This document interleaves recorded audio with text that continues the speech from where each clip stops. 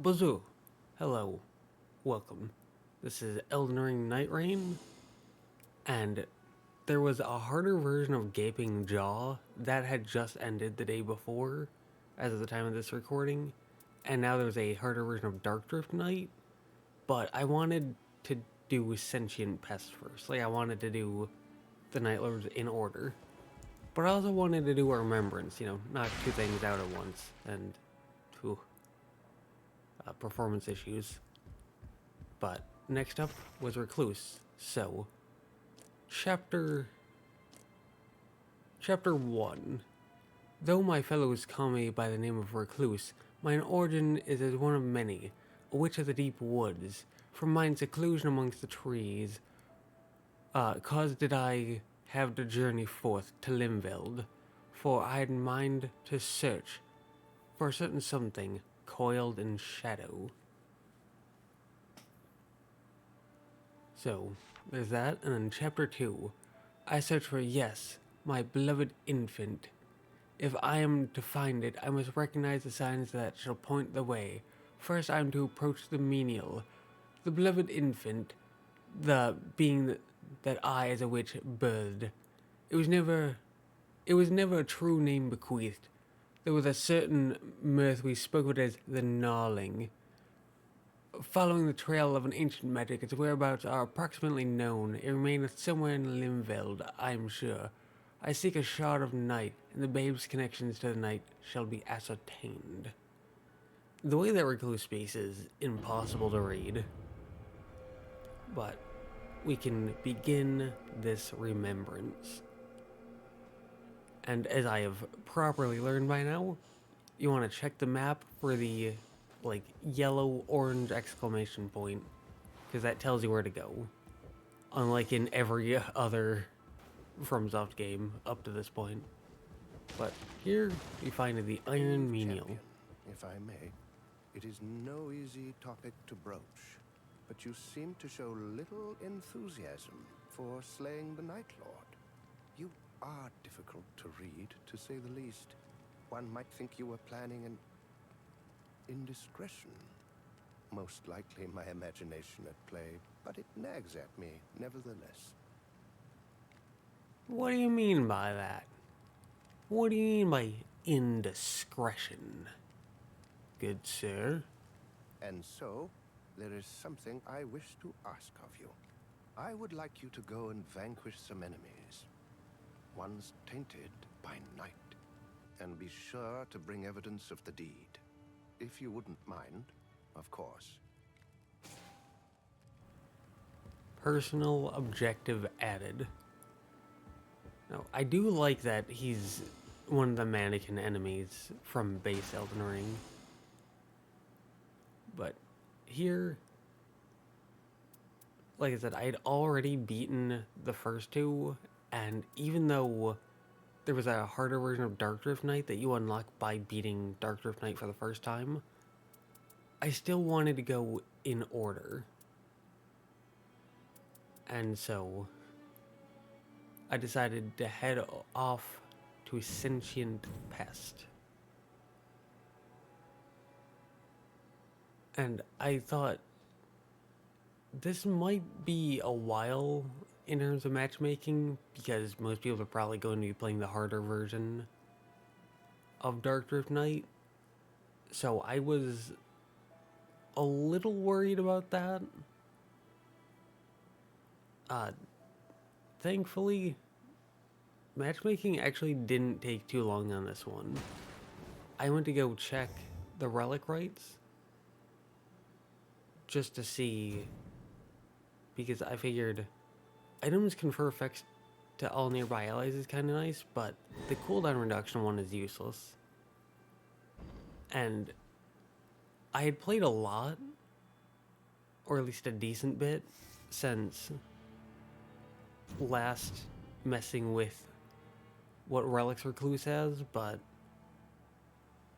didn't really get time to properly figure out new ones. And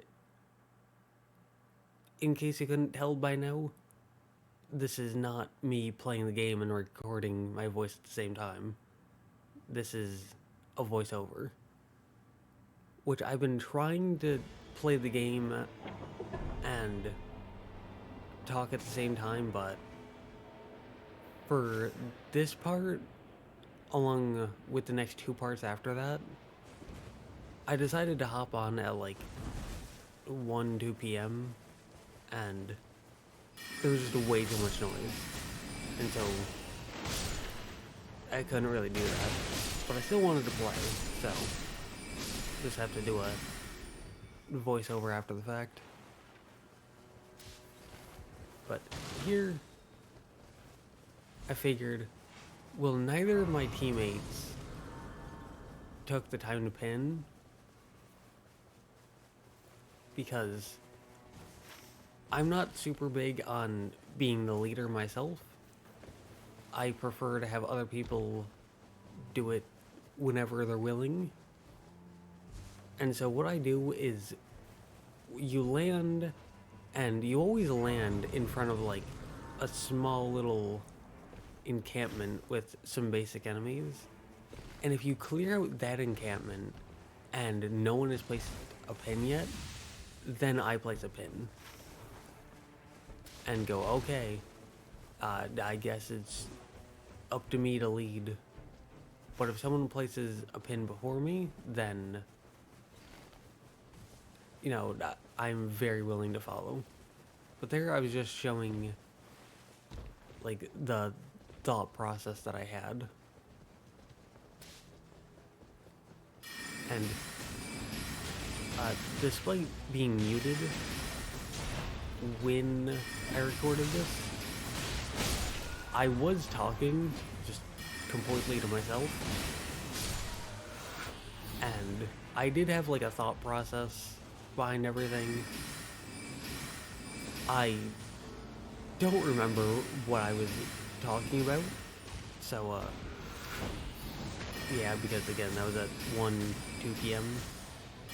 This is nearly midnight, so I'm probably gonna show some stuff and just not remember what I was talking about at the time. But here, none of these looked that good, so I decided just more resistance, because why not? And here just wanted to make my way towards the personal objective, because I generally like to get the personal objectives done on day 1. Don't have to, but I would like to. And here, Dragon Crest Shield Talisman. That is arguably the best talisman in the game. Besides, like, maybe Gold Scarab. Gold Scarab and Dragon Crest Shield are the 2 best. I can say that with a decent bit of confidence. But here, team wanted to fight this Elder Lion, and I figured, they're on the way. We're doing decent enough damage, so why not? And here, kinda ran out of FP. And that's something that you'll notice comes up a lot, because I'm not really that good with using her character skill of absorbing FP. I don't tend to do that until I, like, actually need to. But yeah, I decided we can do the personal objective, then go up, and then go down and left. And just, I decided to look around for some churches. There were 2 way off in the corners of the map. I figured, no way we're hitting those day 1, even if we ran straight to them. We probably wouldn't do it. Yeah, we definitely wouldn't get it now. So I figured, we can just do that day 2. Here, landed, and there was Night Swallow Golden Hippopotamus. I placed a like personal pin down, and I was kind of expecting my team to follow because, again, they chose not to place any pins, even though I gave them the chance. And people can place pins, and I will follow, as long as I understand why they place their pins. But here, my team still hadn't shown up, and I thought, well, I kind of ran out of FP before even heading into here. And there I saw enemy felled, and I checked the map, and the rain was almost already there, and the rain showed up. And this made me go, okay, so the team just straight up abandoned me, even though they decided not to lead. They still just abandoned me. Okay, that's awesome. And I was actually kind of thankful that I took Dragon Crest Shield for myself. Because typically what I do is if I see something that's useful for a teammate, I will actively drop it for my teammates. To the point where I'll sometimes choose something that's useful for my teammate over something that's useful for myself, just so I can help the team. And I saw a boss off to the side and decided I'm gonna avoid them because I don't have the health or the FP for it. But I figured because neither of them placed any pins, and they abandoned me, I'm glad that I kept this talisman for myself. It was a pretty rare instance of greed on my part, and I'm very glad that I did it. Because, ooh. Here, there's a little message in the top right, and then this happened. And I was so confused by this because I had never seen it before in my life. And part of me kind of wanted to go up and touch it, but another part of me was like, I have 33,000 runes. And, like, no health or FP. And so I was very, very tempted. But self-preservation and common sense decided to kick in. And I went, you know what? I'm just gonna go follow green. Because green seems to know something that I don't. And so I'm gonna go with them and see what that's all about. And there was a giant bubble. And I ended up accidentally touching it on the way down. And here we saw Augur. And this looked so strange to me. I could immediately tell that it was one of the Night Lords, but it wasn't the one that I chose. And also, it's not day 3. And so I was very confused, but also the like dome that we're inside looks very cool. And I thought, this is probably just a limited version of that. Kind of how in Elden Ring, you can find a mode in the sewers under Landell, and that's like an easier version of them. I figured this is kind of like that, and they looked so cool.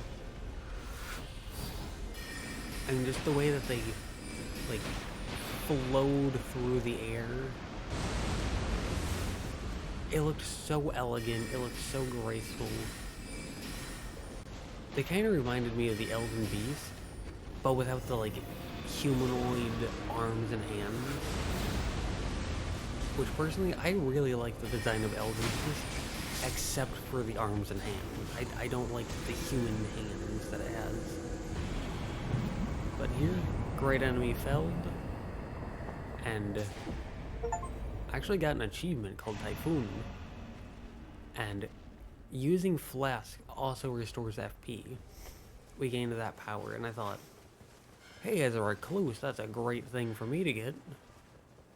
And we were already here, so we figured we can do this. But this entire time, I was keeping my personal objective in mind. And I thought, okay, we couldn't do it day 1, but day 2, I've got to go for it. And I don't care if my team abandons me. I won't be level 2 anymore with no FP. I'm going to be level 7 or higher. I'm going to have the FP, and I'm going to have the damage to just go in, kill the golden hippo by myself. And I don't care how far I have to run. Decided to pin that because it was at the very edge and I wanted to, like, I just wanted to go get it. But here, as soon as that popped up, I went, ooh. I have to either commit or abandon. Like, I have to commit to this or abandon it right here and now. And I decided to commit. Whether that was a good idea or a horrible idea, I didn't know at the time. But Green was going with me. So I figured I'm not completely alone on this. But yeah, as a general rule, I try not to run off and do things by myself. But if I have a personal objective, I'm going to make it my mission to get that personal objective done. And if my team is willing to follow me, fantastic. If not, I can and will abandon my team in order to get that personal objective done. And on the flip side, if one of my teammates has a personal objective, and I recognize that by them putting a pin in some completely random location, I will go and help them. Because a golden rule, treat others how you want to be treated. If I have a personal objective, I want people to help me with that, and so I help others when they have one. But if I can't help for whatever reason, and I see a teammate just running off to nowhere, I understand. And if my team won't help me with mine, I'm gonna run off and just hope they understand. Here I was just quickly running around to see if there was anything before the circle came to its smallest point. You know, I don't like standing around. I don't like doing nothing. I want to be productive. I want to be efficient. At least somewhat. But here, the big finger creepers, they're weak to fire. And so if you have fire, they're kind of pushovers, but without fire, they're a little scary. The small ones are easy, though. Here, I went, well, this other one has Carrion Piercer. So I'm gonna swap that to my left hand and Carrion Piercer one shot. So I figured I can use that as long as it doesn't miss. Boom. And I healed, partially to heal, partially to see how much FP I would get. I was disappointed by how much FP I got. But as you can see here, the Centipede Demon, a boss from Dark Souls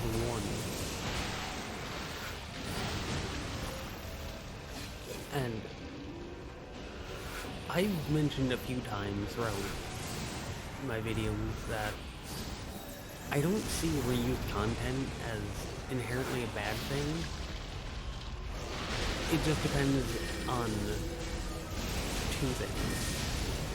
One, was it fun to begin with? And 2, does it make sense?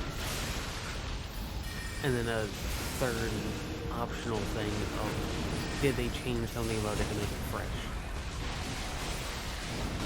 And I don't think Centipede Demon really hits any of those. But they were okay there. I mean, you're not fighting in a giant pit of lava that chunks your health down almost instantly, so that and Elden Ring having a better movement system that's just more fluid, less janky. You can actually roll in more than 4 directions compared to Dark Souls 1. So because of those 2 things, I see the fight as automatically better, but not a big fan of it, not really a hater. It's just a thing that exists. Here, I figured Noble Scion is on the way, and they're a pretty easy boss, so why not? But once I kill this, I'm beelining straight for my personal objective. And I truly don't care if the team follows or not. Here, went to go heal, realized I'm completely out. But thankfully the team was able to kill the boss.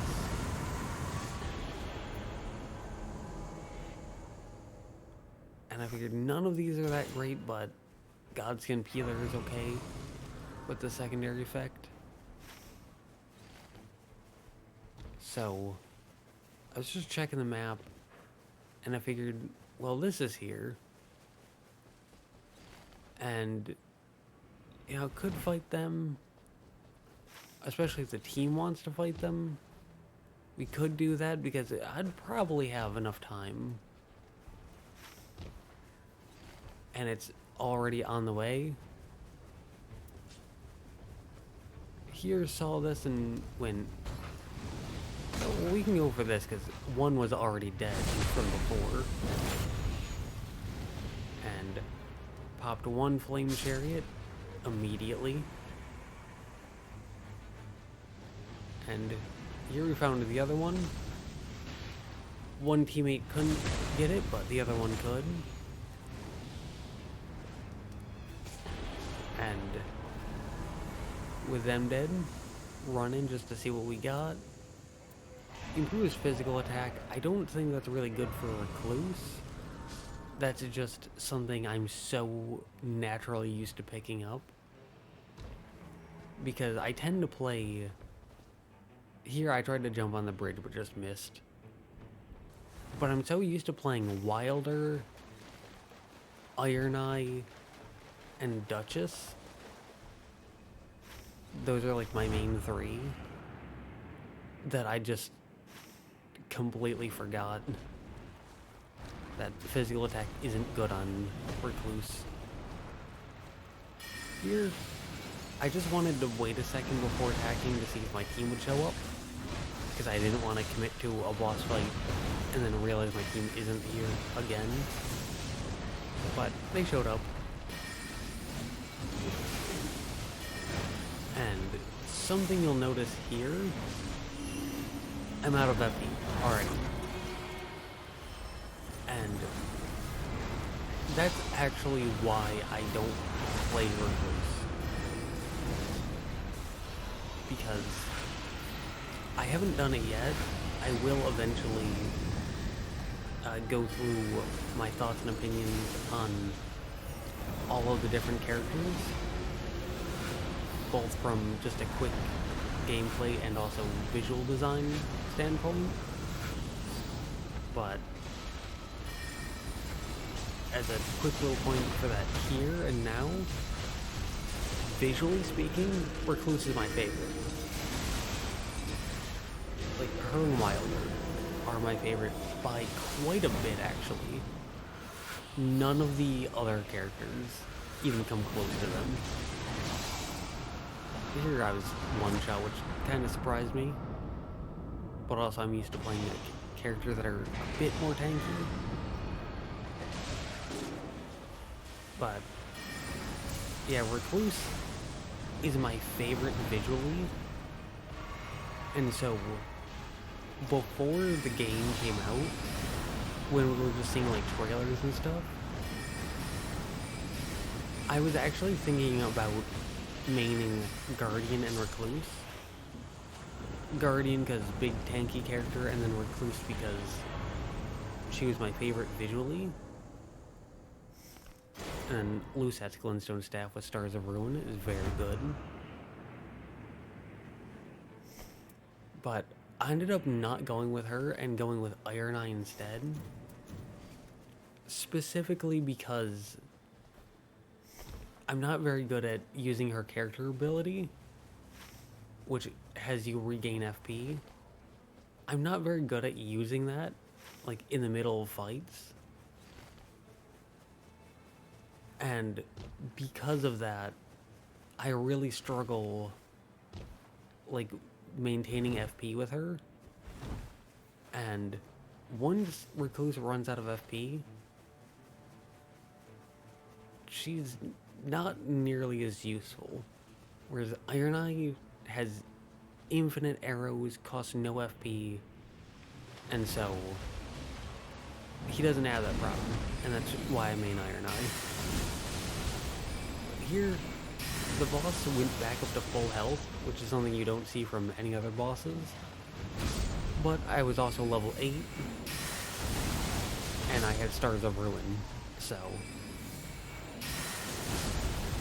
this was going to be a pretty easy fight. Decided to pop my ult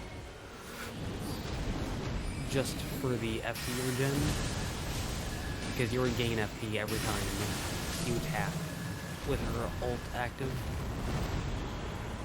Here, great enemy felled. We got the Night Shard. Objective achieved. You get 30k every time you achieve an objective. And yeah, this time a teammate decided to show up. But I was gonna go for that, but the circle was already heading in, so I just marked a formidable boss, and off we went. And I was a little disappointed because there wasn't too much that we could do based on where the circle ended up. But I figured we can make the best of what we got. It's not great, but it's not terrible. Besides, I have Stars of Ruin. In base Elden Ring, there's like 7 or so sorceries that I like. And I'll bounce between like, I'll have 2 to 4 of them at a time on me. And Stars of Ruin is almost always one of the ones that I have on me. It's just so good, it's so consistent. I mean, good damage, great for big enemies, good for small enemies, not very FP efficient for small enemies, but good for things that input read, just good for everything, really.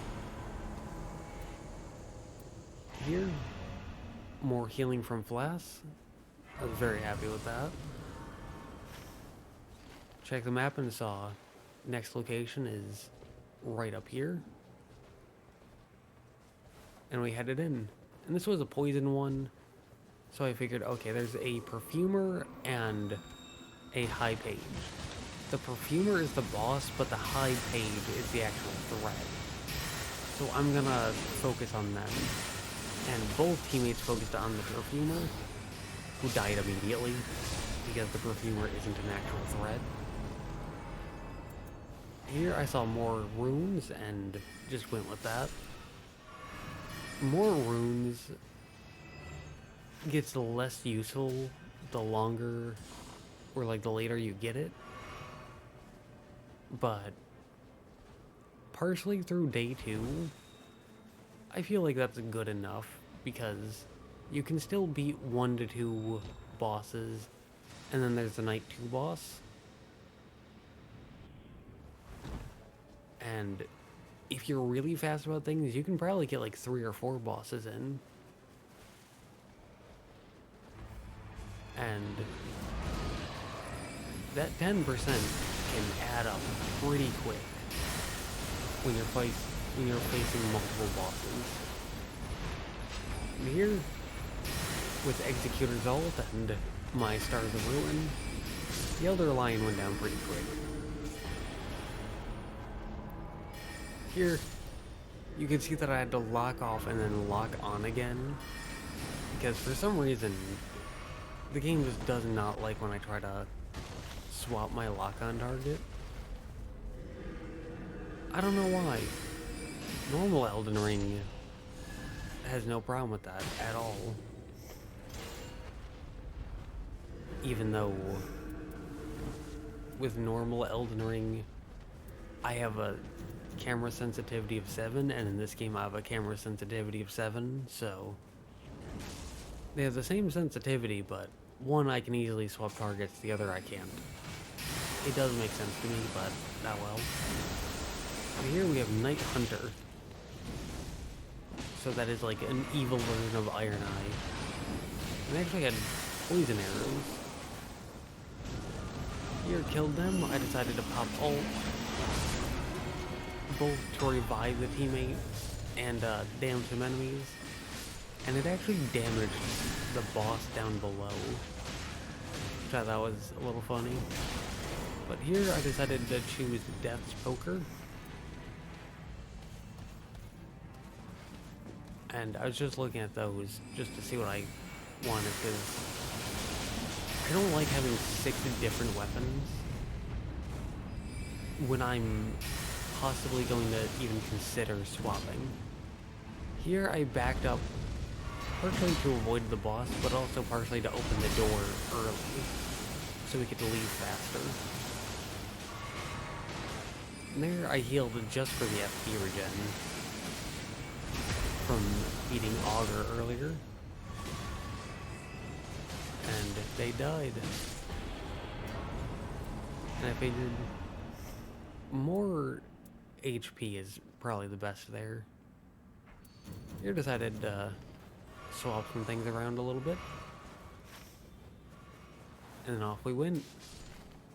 I saw the rise there, and I figured it's on the way. And I still don't know how to open these. Like I said, I don't look things up unless I absolutely have to. But I was never able to figure out how to open those. And I am too stubborn to look it up.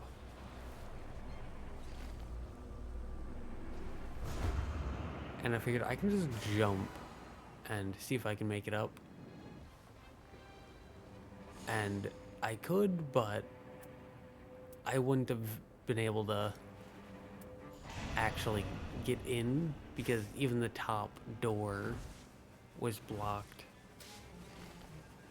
But thankfully, Green figured it out, so good on them, smarter than me. But having gotten that, we can move on.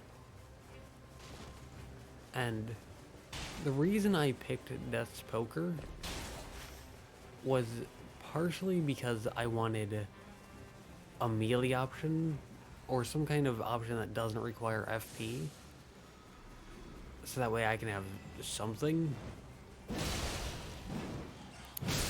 But also partially because it's a greatsword.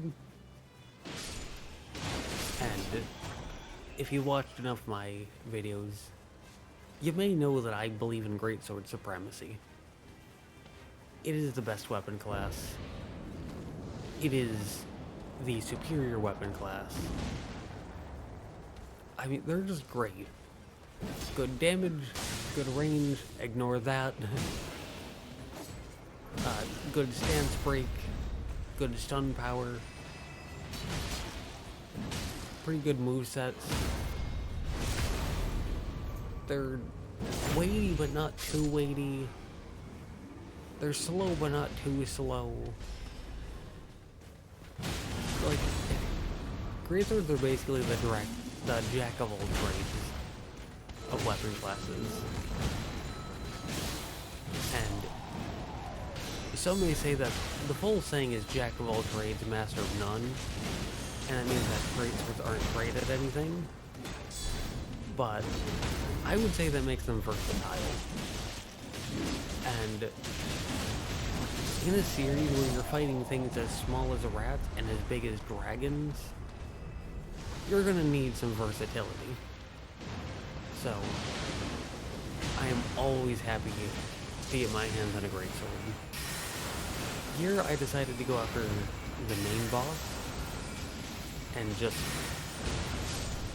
dumped some Stars of Ruin into him because it is a very good spell. Heard a teammate died, so I ran to him. And 2 swings of the greatsword gets him up.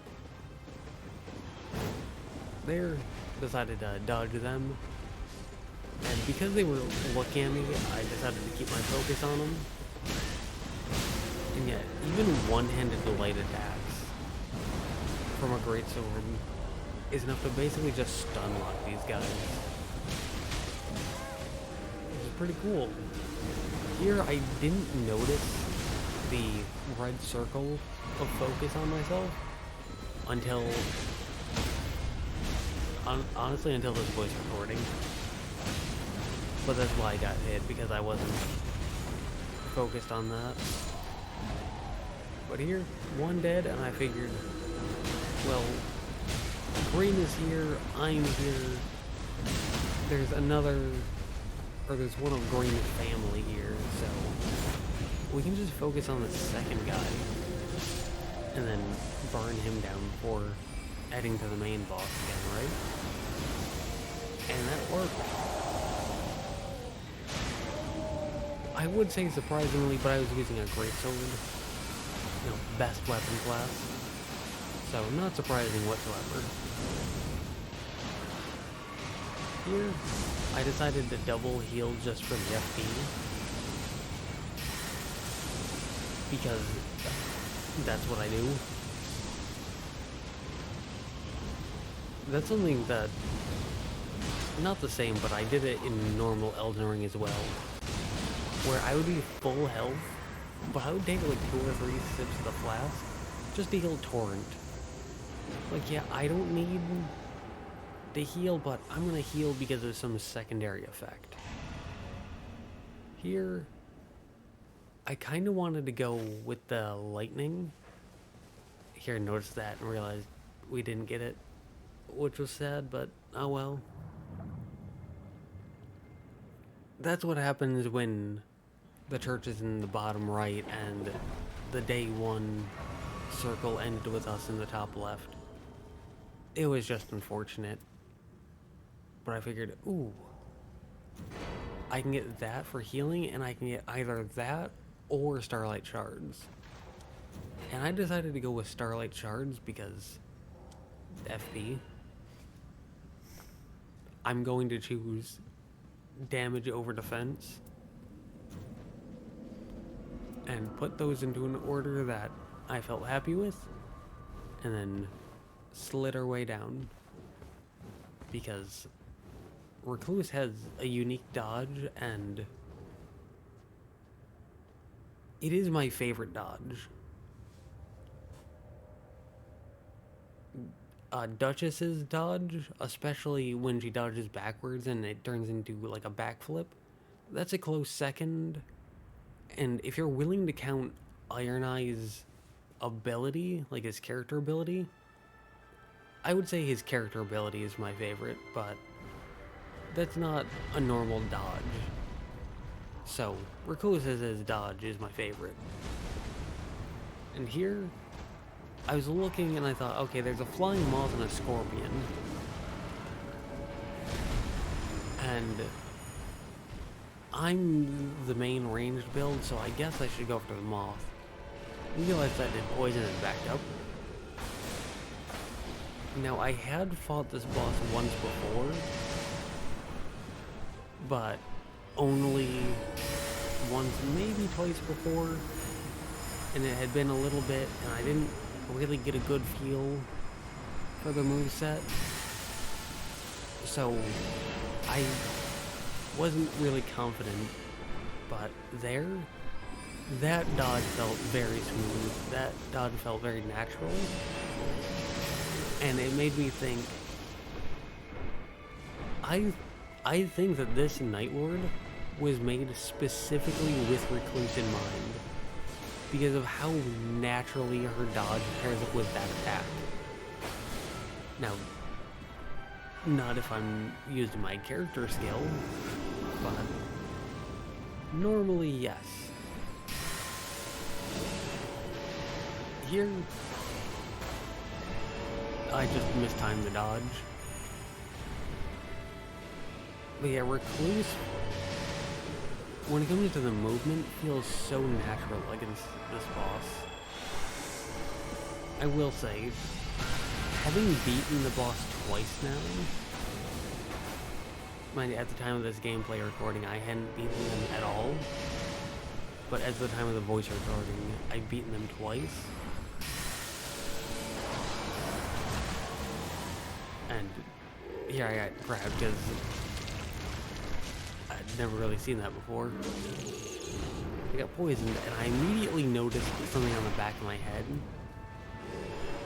And I thought, I'm gonna throw that down, and I'm assuming that I need a teammate to hit that for me. Why I assumed that? No idea. Maybe I heard it somewhere, maybe it just seemed right. I'm not sure, but thankfully it was correct, and I was able to dodge that one that time. Though that seemed far more like luck than knowledge or skill. But anyways, as I was saying, as of the time of the voice recording, having beaten them twice now, both times as Recluse, actually, I feel like Recluse's, I feel like her sorceries, maybe either they miss a lot, or they don't really feel impactful. Because I always feel like I'm out of range. Like, as you can see there. It always feels like I'm out of range.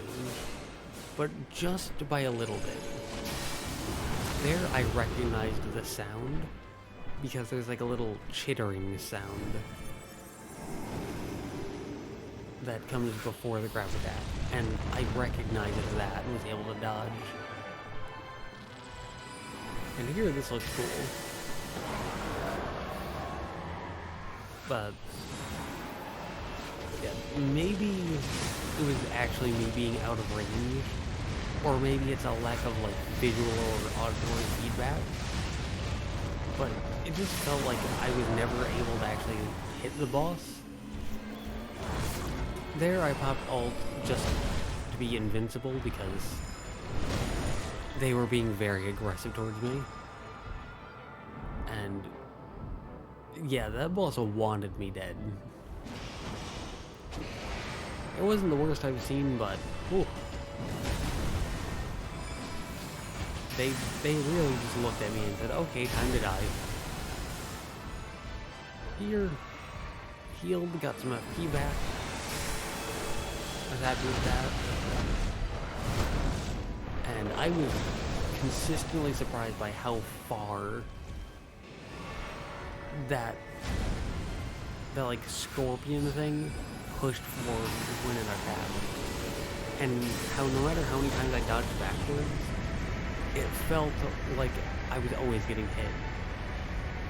And after a while, I realized, oh, I probably have to dodge forward, which I'm so not used to. And here I decided to just surge sprint because it just kept walking towards me, and it was deceptively fast. And I would say that fits the Scorpion pretty well. It's deceptively fast. But here, I was out of Starlight Shards, so I decided to just use the character skill a lot. Just absorb a ton of FP. And I was also trying to sit back to try to watch the boss, watch their moves, hopefully get a sense for the timings. But that wasn't really working out because they just stared me down. And I couldn't tell if it was because my teams weren't attacking, or if they both had less likely to be targeted, or if the boss just didn't like me, or what was going on, but yeah, the boss just would not look at our teammates, especially the Executor. The boss just could not care less for the Executor. But here, had some FP,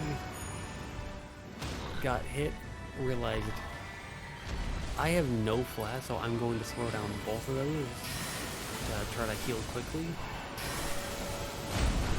I'm gonna throw those down. Just every single Star's Ruin that I can. And I decided, well, the boss is looking at me, so I'm just gonna move forward and then pop ult. And then smack with my greatsword at it. And remember that I was out of flash. And here, I meant to use the character steal, not use the magma shot, but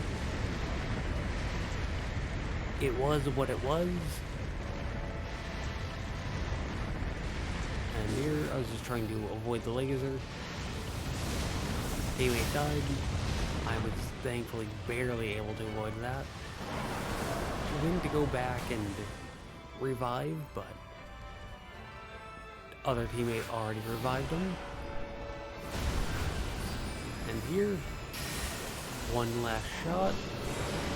It wasn't the one last shot. Teammate died, but thankfully, whether it was me or the Executor, I'm pretty sure it was the Executor, finally came in, took the swing, and we defeated Sentient Pest. And yeah, this was like my second, third attempt, somewhere around there, and I was able to beat him. It was definitely luck, not skill, but I did it, and I would take that. So, got those two.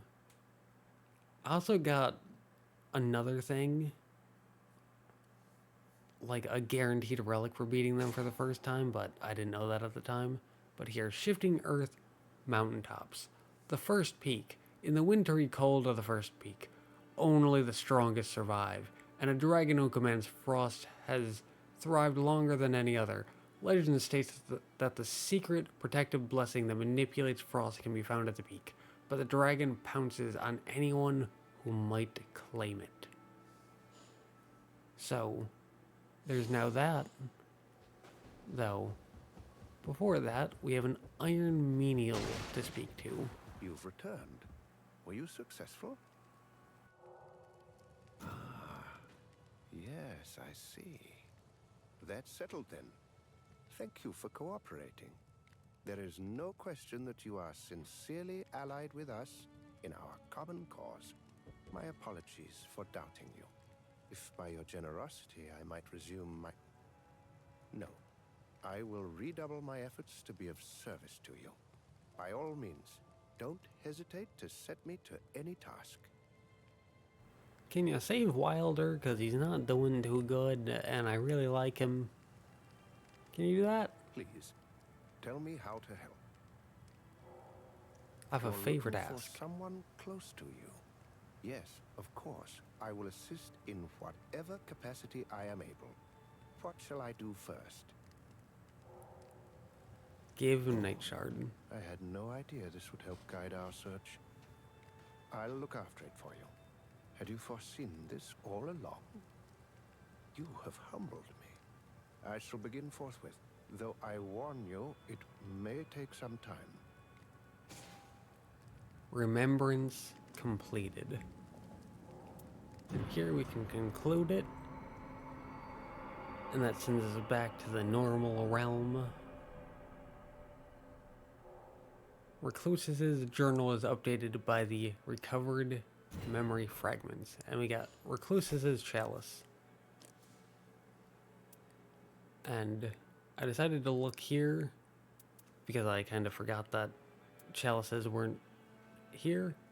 But here, increased maximum FP, starting armament inflicts poison, and then poison in vicinity increases attack power. That's good. And here I remembered where that is, but I decided to read here. Chapter 3. While I await the outcome of the menial's investigation, my thoughts turn to an old companion, now past. For my search, in some ways, is an atonement for what happened to her, the Witch of the Wheel, an old friend, who has learned in the same ways as I. She was, in a sense, the infant's nurse. The gnawling would eat anything and everything, in quantities most vast. As such, I left its feeding to mine old companion. The Witch of the Wheel was a woman of deceit. Her wiles were sword and shield to her. And then chapter 4. The menial left a note. The investigation seemed to have borne fruit. From the Night Shard, vestiges of the infant can be traced. I shall ask for the shard's return, that I might verify this myself. The menial appears to be a carved mannequin-like creature, hath taken to aiding me in my search. Perhaps I have tasked him overmuch. I have seen him converse, passing little with the other warriors of late. His presence seemeth to recede at the round table. And then we can begin the remembrance, but we can do that another time. For now, I figured we have 35k, so I'm gonna buy Darkness for Iron Eye and equip that. But yeah, I figured this is pretty good progress we made. I mean, we fought Sentient Pest in one of our earliest attempts against them. We beat them. We got a Recluse's chalice for a yellow, green, and like a brownish gray, which can be used for anything, which is pretty good. So I may use that. But we also did a Remembrance for Recluse. So I'm happy with that. Hope you'll continue on with me in this journey, and yeah.